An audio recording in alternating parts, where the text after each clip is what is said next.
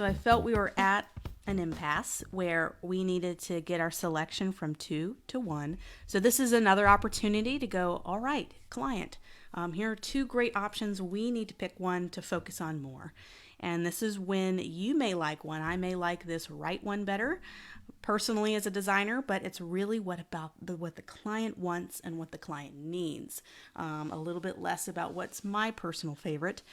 So let's say they came back and they decided they really want to stick with the geometric shape. They like the simplicity of it, and they didn't want to be too stereotypical with a leaf. They wanted to kind of have something that was a really unique looking symbol because they are very unique, and they did like some of the qualities, the pointed edges and some of the little qualities of it. They just preferred it. So this is the one we are stuck with. This is the one that we need to adapt to lots of different situations. So let me put my layers panel back over here, and let's say this is it. So let's start to work with color. And so there's so many different ways to refine color palettes. We talked about that in color theory lessons that I taught, where we can craft a mood board and be able to take photos, inspiration, and be able to select colors there. We can look at color psychology and find colors that would have some of the qualities that we like in the brand, in terms of colors and what kind of emotions that brings out. There's a lot of different ways to think about and craft color. We are going to just kind of test out some different colors. In this exercise, we could easily spend hours on color, but we're not going to do that quite as much. I'm going to get this polygon tool, and I'm going to do, just for presentation purposes later on, I'm going to make this the same shape. I'm going to just turn this, and I'm doing a little trick. I'm holding down Shift and see the little turn icon, and then I'm just going to click it twice, and I can move it perfectly in 45-degree angles. It kind of helps me quickly turn and move things nicely. What I'm going to do is I'm just going to make that a solid shape, and I just thought that was a cool way to present our color palette, is using a similar shape that we used in the logo. Just thought that was kind of interesting, just kind of finding ways to take certain qualities of a logo and extend that out, and that's how we create really cool brand packages, is we have these themes that we notice and we catch on to. So let's try to get some gold color. That is something the client definitely wanted. So let's focus on gold, and let's focus on a really nice complementary color to gold. Let's just do a very nice simple two color palette, maybe some different hues and shades of those 2 color selections. So we're going to have a gold, and we're going to probably have, some complementary color to yellow. So we're going to have to look at the color wheel, kind of see what would kind of work well. So I'm going to source some really nice gold textures, so I can maybe select a solid color gold. So I'm just going to go to pexels.com. So I'm on pexels.com, which is a free photo website. I'm just going to type in gold to kind of see if I can't download some of these textures that we can use. Just kind of cycling through these. I really like some of the color here. Maybe I can sample some of that color. Ooh, that I might be able to sample some color, because you'll notice that gold is a combination of light and darker yellows and maybe a little bit of brown. You'll notice it's really hard to get gold to be one flat color, but we're going to try. There's also another one called Unsplash.com. This is, if I can't find something on Pexels, I just go ahead and cycle through all my free photo websites to see if I can't find something better. I'm looking for a gold texture. Ooh, that could work really well when we start to emulate the gold texture that we want to have. Okay, great. So that was literally the first one that came up. Looks like Katie Harp does that one. So hopefully that's still available when you're working it through the class. So I'm just going to bring in these photos. So in this case, I'm just going to drag them right into Illustrator. And we're just going to be sampling these. Let's make that a lot smaller. That came in at a super big size. And let's see if we can't use our eyedropper tool to sample. You can also do this in Photoshop if you'd like, but I like to stick with Illustrator. I'm going to get my eyedropper tool, and I'm just going to start to sample some different gold options. Just through, see, that looks a little bit orange to me. That's like a nice deep color. And that's the thing about gold. You don't want to go too orange. You don't want to go too brown. There's usually this like neutral in the middle color. And sometimes you have to kind of find it yourself. So I took the sample from a photo. I can double click the swatch and I can make this more neutral. So right now it is a little orange, but when you have gold, sometimes it has gray in it. And that's what gives it that gold quality, is adding a little bit of gray and a little less orange. So just trying to manually find that color that way as well. So what's a good, and I can continue to do this for hours, but we're going to be a lot quicker with this one, I believe. I'm going to keep this texture around. Now we need to find a complementary color to this gold. So I'm going to go take a look at the color wheel. So I have this color wheel open and I want to find a nice complementary color to kind of these yellowish orange colors, which would kind of be the gold that we're doing. If I go the opposite of the color wheel, so this will be the complementary colors, it's going to be kind of your blues, but not like deep navy blues, but not light sky color or cyan blues.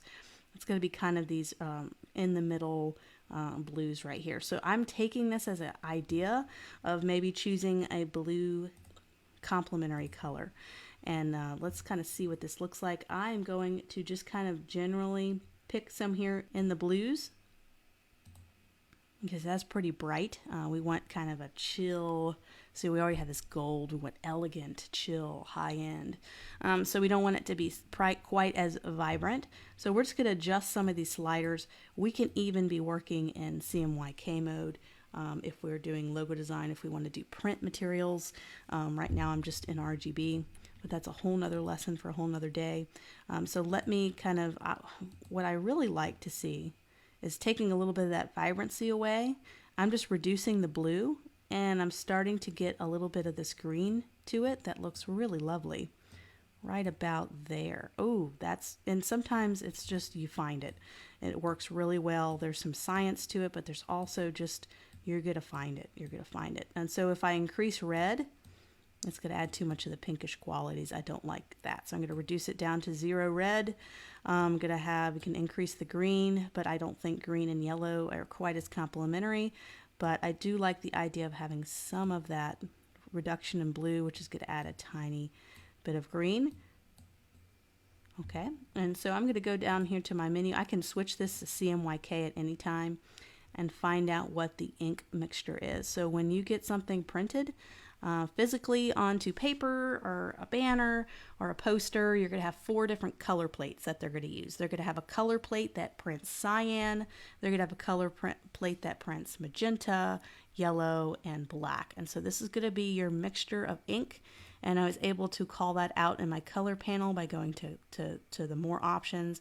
And you could switch between RGB, which will be your screen, digital, website, and this will be all your print stuff. So when you do a logo, you're going to want to have both. You're going to want to have an RGB version of your logo, and you're going to want to have a CMYK print version of your logo. And you want to try to make sure those colors match as close as possible, but you're not always going to get there. And I talk a lot about this in some intermediate level courses, when it gets really, really difficult to color match them perfectly. So you have to make some concessions, and this is getting way too complicated. So I apologize, but just wanted to kind of bring that up. So let's go back to RGB and kind of see how that looks. So we can get the eyedropper tool once again. We could just double click our fill swatch, and once again, kind of, this is the old color, this is the new color. Just make some modifications to it. Maybe add a little bit more blue to this one. So that one's kind of more of a blue. This one starts to have more green in it, and this one is a mixture of the two. So this is kind of where we're at right now. Let's start to apply this to the logo. We're going to do that next. We have our colors and we're ready to start to see how this is going to look. So definitely thinking the icon will be a gold. So let's try to test out some of these golds.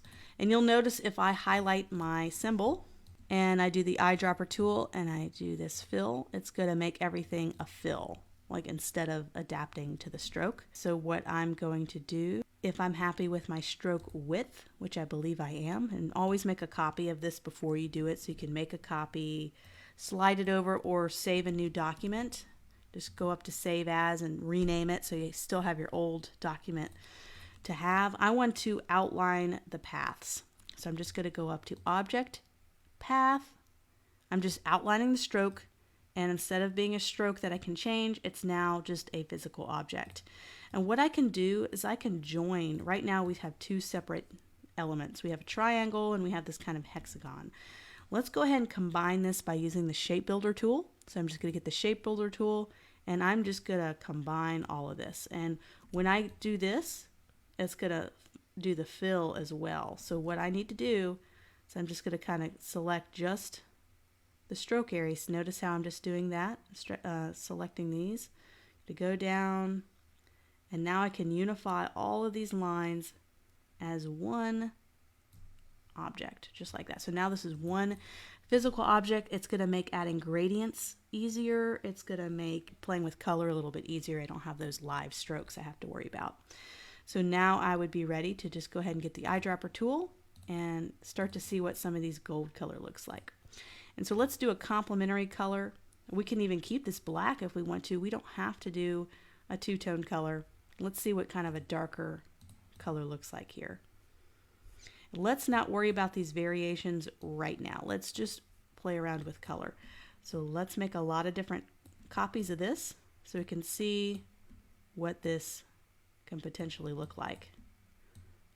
So you'll notice the difference between these two. I'll go ahead and butt these up against together. This is more orange, has more orange qualities. This has more tan qualities. I'm liking the more subtle look of the this color gold, which I believe would be this one. And this is when you're just experimenting with color. These little tiny shade differences and can make a big difference. Let's do a lighter color. So it's kind of doing kind of the lighter bluish green. And we can even have some of these be like a dark gray or a black. You know, it doesn't have to be two-toned. This could be even blue, even though the client definitely wanted to have gold. So we know we have to at least use gold once, because we could do this and that's fine. But the client did make that request, and we need to make sure the client's requests are valued. So we could even make the typography a tan or a gold color. Let's do that kind of neutral color. So we're just trying to see what works. And I remember I like this color up top, so I'm going to do another row of that, but maybe a different shade of the blue green, maybe kind of more of the blue as opposed to a blue green. So this is just kind of my raw process. Everyone has a different process, but just showing you kind of how I'm thinking through this process. I know it's long and tedious to go through, but I don't think many teachers take the time to go through all this monotony and this tediousness. But I think you guys are ready to kind of see this whole process. Okay, so let's make that a different color. So I'm just kind of going around using color combinations maybe I haven't used yet. I'm already starting. We don't have to sit there and do all of them. If we feel like we can eliminate some ideas, let's eliminate them. Definitely feel like the symbol needs to be gold, so see you later. Now I'm getting it down and eliminating options. So definitely think that that is just too orange, so that is eliminated. So now it's a matter of using this shade. Let's go ahead and eliminate these. This shade of gold, or in this case I guess it's really kind of a tan, but it's supposed to emulate gold. And then it looks like, let's try all three of these. We tried that one. Let's do this one, and let's try, I think that one's already the same. So which one? I think this looks beautiful together. I am afraid that it's too light. Perhaps I think it'll still look beautiful though. So this is tough. Once again, client feedback can be very helpful here. If you feel like you're stuck as a designer, don't be afraid to reach out to the client and say, hey, I'm having a hard time. These are both great options. What do you think? Help kind of give me direction moving forward. You're part of this process. The client is always part of the process.